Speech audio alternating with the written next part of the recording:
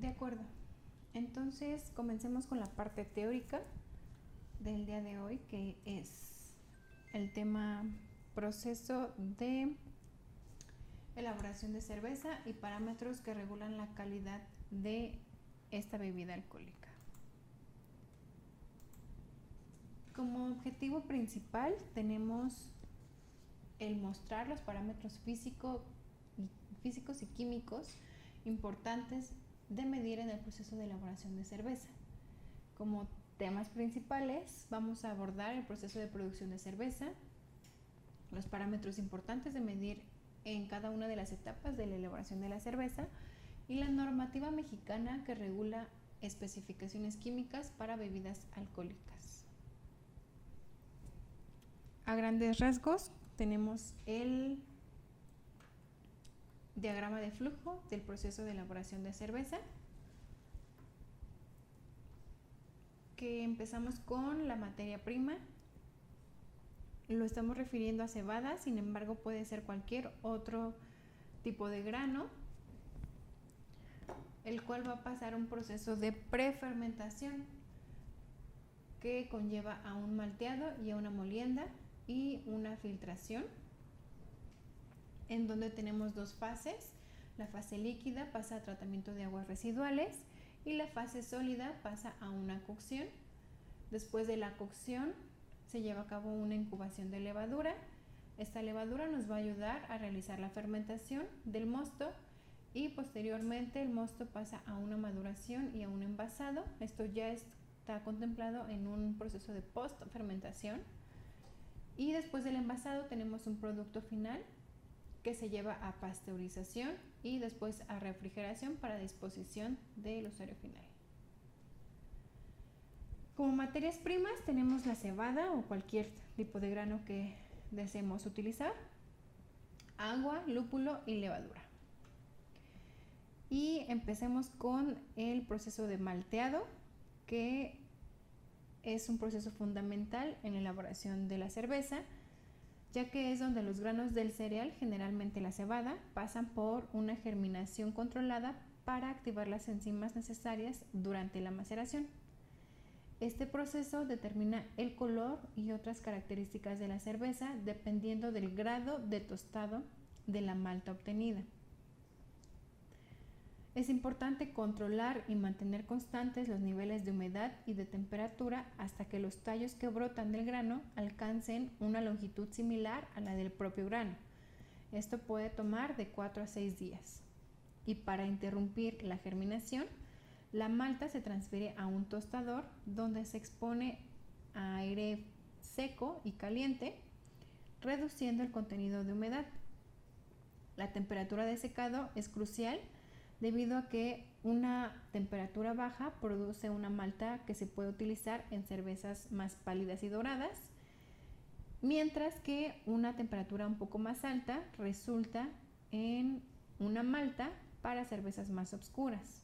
Entonces, esto influye en el color, el sabor, el aroma de la cerveza final. Continuamos con la molienda, que implica triturar la capa exterior del grano para luego romper la capa interna, permitiendo que el líquido de sacarificación entre en contacto con el grano entero. Es importante triturar el grano lo suficiente para exponer el centro de almidón de la semilla de cebada. Esto sin dañar la cáscara que lo envuelve, para poder asegurar que los azúcares sean accesibles durante la maceración, que es el siguiente paso, en donde se lleva a cabo sumergiendo la cebada molida en agua caliente, permitiendo que las enzimas se activen y que conviertan el almidón del grano en azúcares fermentables. La temperatura precisa afecta el tipo de azúcar producido, por lo que debe ser cuidadosamente controlada.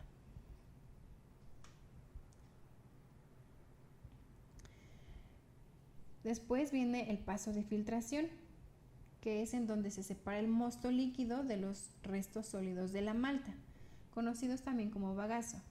A menudo este bagazo se utiliza para la alimentación animal. Y este proceso también lo podemos llamar como lautering, y se lleva a cabo mediante una cuba filtro o un filtro prensa, donde el líquido se separa del sólido de manera eficiente. Después de la filtración tenemos la cocción, que es una etapa crucial en la elaboración de la cerveza, en la que se lleva a ebullición para aportar amargor y aroma, principalmente a través del lúpulo. Además, este proceso esteriliza el mosto y coagula las proteínas indeseables. También evapora aromas no deseados. Al final de la cocción, el mosto se somete a una especie de centrifugado llamado whirlpool. En esta etapa tenemos dos objetivos: la esterilización del mosto, que se realiza durante la ebullición, ya que elimina todos los microorganismos presentes en el mosto, asegurando que no haya contaminantes que puedan afectar la fermentación y la calidad de la cerveza final. Y también tenemos como objetivo la clarificación del mosto. Durante la ebullición, las proteínas que pueden enturbiar la cerveza se precipitan acumulándose en el fondo o mezclándose con la espuma de la superficie, lo que va a facilitar su eliminación. Durante la cocción se agregan lúpulos que aportan amargor y aroma. La cantidad y el momento de la adición de los lúpulos va a determinar el perfil de sabor de la cerveza. Después de la cocción tenemos la fermentación, que es donde los azúcares fermentables se transforman en alcohol, etanol y dióxido de carbono, generando también una variedad de compuestos que contribuyen a los aromas característicos de la cerveza. En esta etapa tenemos varios pasos, entre ellos el enfriamiento y la aireación del mosto. Antes de añadir la levadura, el mosto debe enfriarse a una temperatura adecuada para que una vez que esté enfriado, el mosto se transfiere al fermentador y se añade la levadura, que tolera las condiciones, sobre todo de temperatura, del mosto. Queremos que la levadura se desarrolle para que consuma los azúcares del mosto y los convierta en alcohol y dióxido de carbono, para que después de que consuman los azúcares y los produzcan etanol y dióxido de carbono, este mosto se lleve a un enfriamiento a alrededor de -1 grado Celsius para su acondicionamiento y clarificación. Puede haber levadura que se sedimente y esta se podría utilizar para futuras fermentaciones. Con respecto a las fermentaciones, tenemos 4 tipos. La fermentación alta, que es en donde se producen mayormente cervezas tipo ale y se utiliza levadura como Saccharomyces cerevisiae. Esta se desarrolla a temperaturas altas entre 18 y 25 grados Celsius. Y este proceso puede ser de 4 a 6 días aproximadamente. La fermentación baja, que es donde se utiliza la levadura Saccharomyces pastorianus, se desarrolla a temperaturas un poco más bajas, entre 6 y 10 grados Celsius, lo que produce un tiempo de fermentación un poco más largo, de 8 a 10 días aproximadamente, y se suele utilizar para cervezas tipo lager. La fermentación espontánea, que es en donde no se añade levadura y la fermentación se realiza de manera natural, similar al vino. Esta puede durar años. Y en algunas fábricas se emplea la fermentación isobárica, que se realiza en tanques herméticos. En este método, la cerveza se gasifica en el propio tanque antes de ser embotellada, facilitando un control más preciso sobre el nivel de carbonatación. Después de la fermentación, viene la maduración, que es en donde la cerveza se somete a bajas temperaturas para estabilizar los sabores y aromas, logrando un equilibrio perfecto entre los diferentes matices. La cerveza madura y se suaviza, reduciendo los subproductos de la fermentación. es posible añadir lúpulo seco durante esta etapa para potenciar el aroma. Después tenemos el envasado, donde estamos contemplando la filtración y la carbonatación. Después de la maduración o acondicionamiento, la cerveza se filtra y se transfiere a un tanque brillante. En ese tanque brillante se puede carbonatar la cerveza mediante la adición de CO2 a alta presión, que es un proceso que acelera la carbonatación y ayuda a la clarificación de la cerveza. Posteriormente, el producto se puede envasar en botellas, latas o barriles para disposición de los usuarios finales.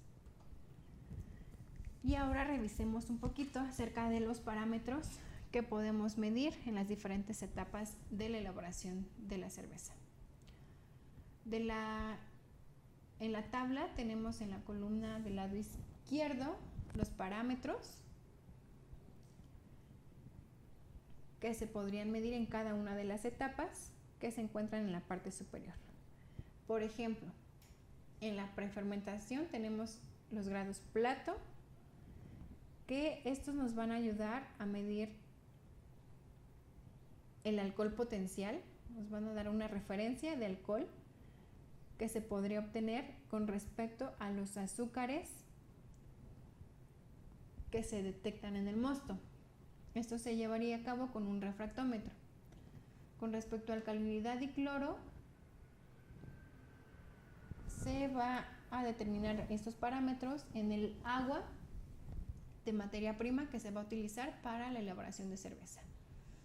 Dureza, oxígeno disuelto, pH y temperatura sí serían directamente ya en alguna de las etapas de la prefermentación. Y de esta forma podemos leer la tablita y revisar los parámetros que se recomienda medir en cada una de las etapas. Ahora vamos a mostrar algunos medidores de HANA con los que podemos realizar estas determinaciones. Por ejemplo, para temperatura tenemos el CheckTemp HI 98501 o el medidor HI 935005.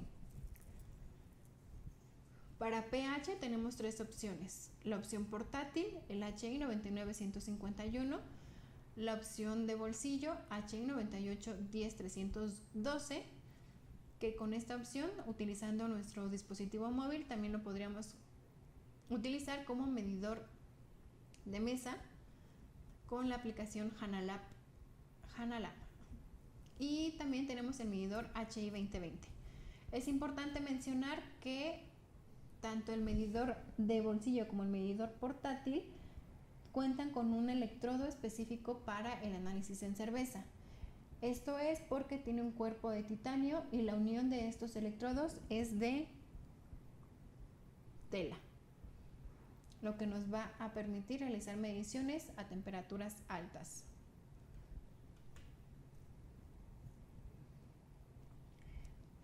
Para las determinaciones de el agua como materia prima, tenemos los fotómetros portátiles HI 97711 para cloro y HI 97735 para dureza. Para alcalinidad tenemos el titulador HI 931 con el electrodo HI 4104, y para acidez tenemos el mismo titulador HI 931 con el electrodo HI 1131B.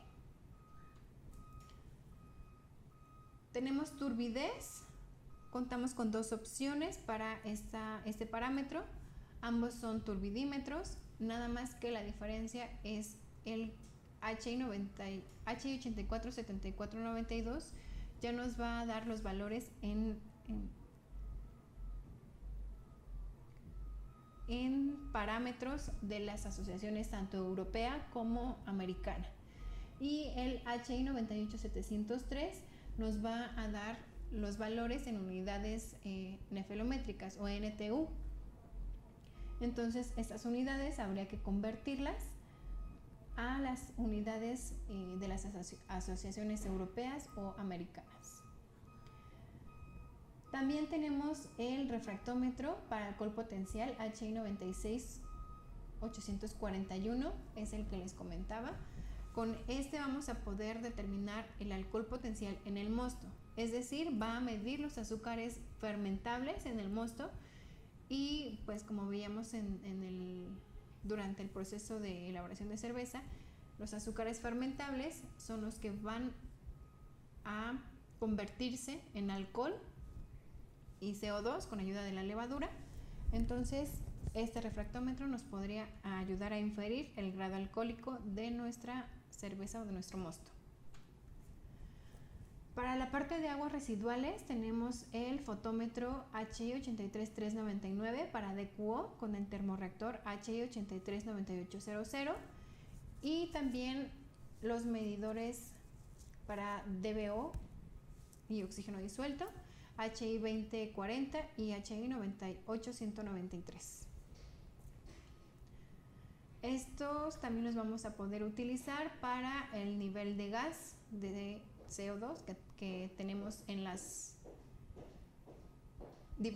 el mosto en las diferentes etapas o ya en el producto final. Hablando de la normativa mexicana, nos vamos a referir a la NOM 199 de 2017, que es para bebidas alcohólicas, la denominación, las especificaciones físico-químicas, la información comercial y los métodos de prueba. En esta NOM vamos a tener diferentes tablas. Vemos que no es específica para cervezas, sino para bebidas alcohólicas, pero nos clasifica las bebidas alcohólicas en diferentes tipos. Bebidas alcohólicas fermentadas, que es la que nos está interesando el día de hoy. La cerveza es un producto fermentado. Bebidas alcohólicas destiladas, licores o cremas, cócteles, bebidas alcohólicas preparadas.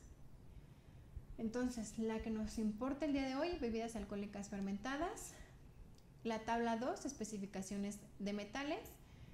No debe contener ni plomo ni arsénico en cantidades mayores a 0.5 miligramos por litro.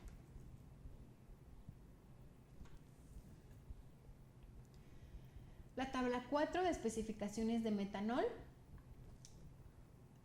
El límite máximo permisible es de 300 miligramos por cada 100 mililitros de alcohol anhidro. Esto es importante porque el metanol es un alcohol que cuando está contaminando una bebida alcohólica, el sistema nervioso central de las personas o del ser humano es el que asimila este alcohol y pues a veces puede causar hasta la ceguera del ser humano. Y la tabla 5, que aquí ya son las especificaciones de la cerveza. Vemos que nada más es un compendio de todas las tablas anteriores. El contenido de alcohol, mínimo de 2, máximo de 20 en porcentaje. El metanol en 100 mililitros, máximo de 300 miligramos en 100 mililitros de alcohol anhidro. Acidez total de 10, aquí son gramos por litro, también porcentaje. pH, plomo y arsénico. Y entonces estas son las especificaciones de la cerveza para la normativa mexicana. Ahora vamos a revisar un video de turbidez. Les comentaba que contamos con dos opciones para turbidez, el turbidímetro específicamente para cerveza o el turbidímetro de usos generales, con el que se tendrían que hacer las conversiones a las unidades de las asociaciones europeas o americanas. Entonces vamos a ver primero el video y posterior al video vamos a realizar una demostración de medición de pH con una de nuestras opciones que presentamos de medidores de pH para esta aplicación.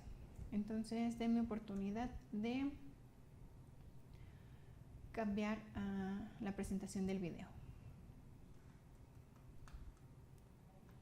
La claridad de la cerveza es un parámetro constantemente controlado en el proceso de producción de cerveza.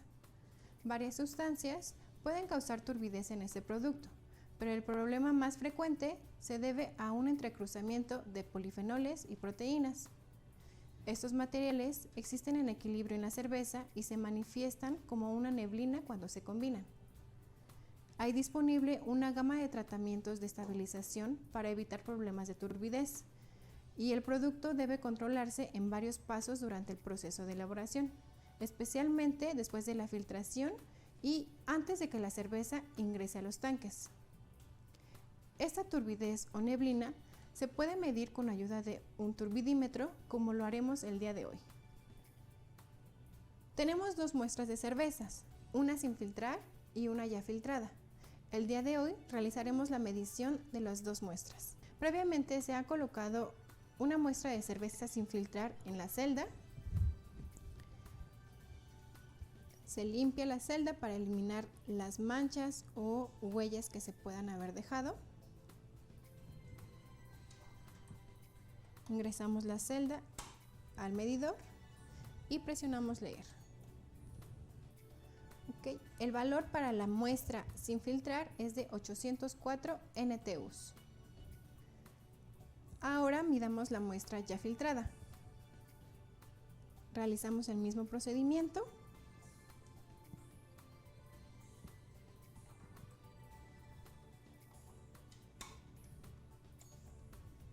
Y el valor para la muestra ya filtrada es de 7.32 NTUs.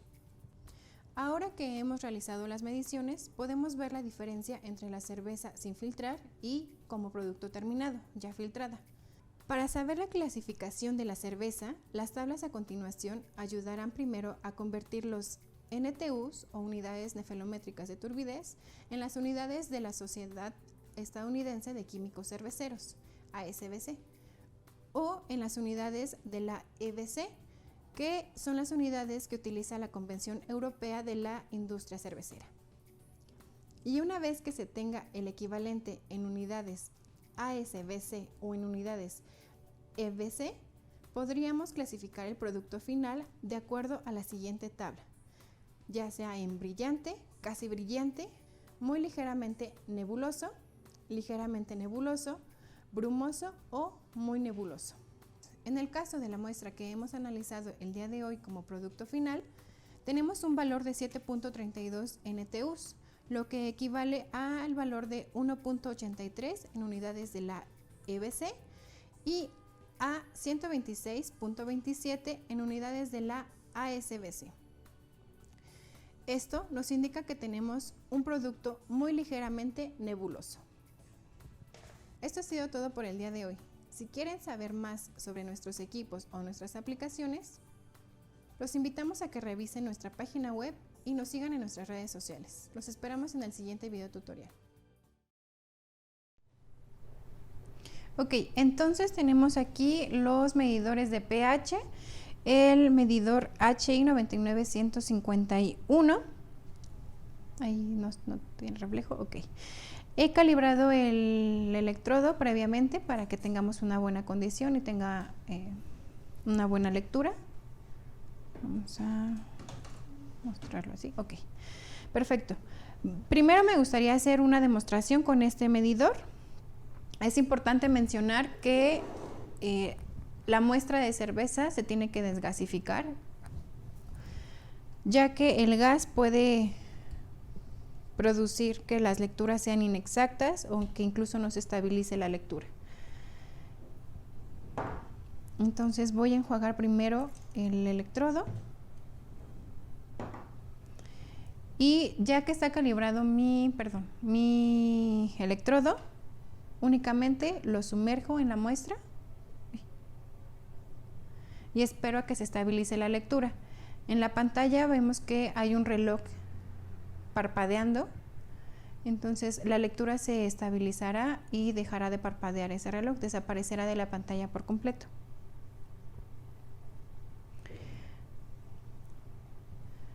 Podemos observar que el pH es ácido de 4.34.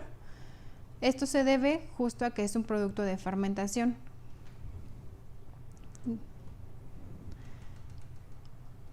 Ok. Y ahora vamos a realizar la medición con nuestro Halo 2, que lo vamos a emparejar con el teléfono celular para que se convierta en un medidor de mesa. Voy a dejar el teléfono aquí. Ahí está perfecto.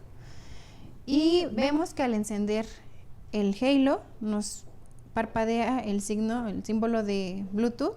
Entonces, en el equipo, en la aplicación de HANA Lab, presiono conectar y en cuanto detecte el dispositivo,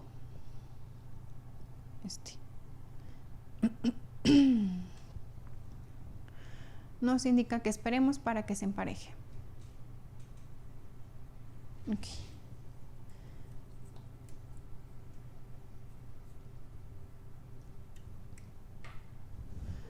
Enjuago.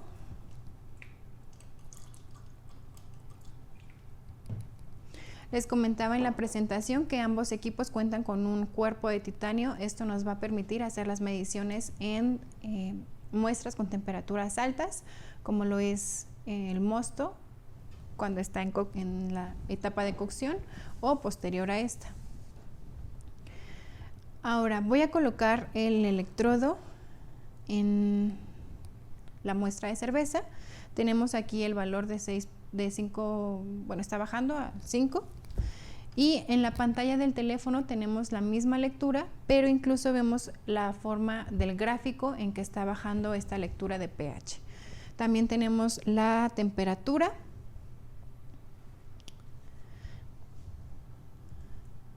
Tenemos también la condición del electrodo, que está a 96%.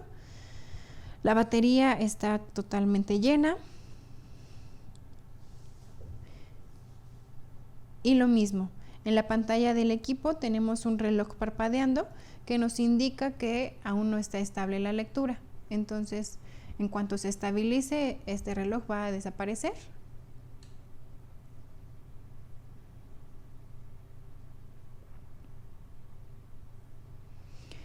Además, voy a mostrar el teléfono para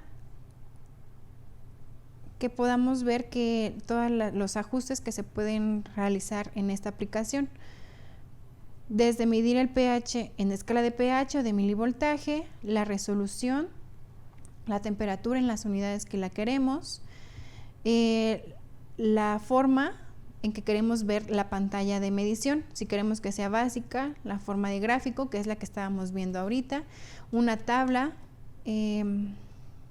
función GLP simple o la función de GLP completa, es decir, con los valores de pendiente, mostrar todos los datos o los datos almacenados o las etiquetas de los datos,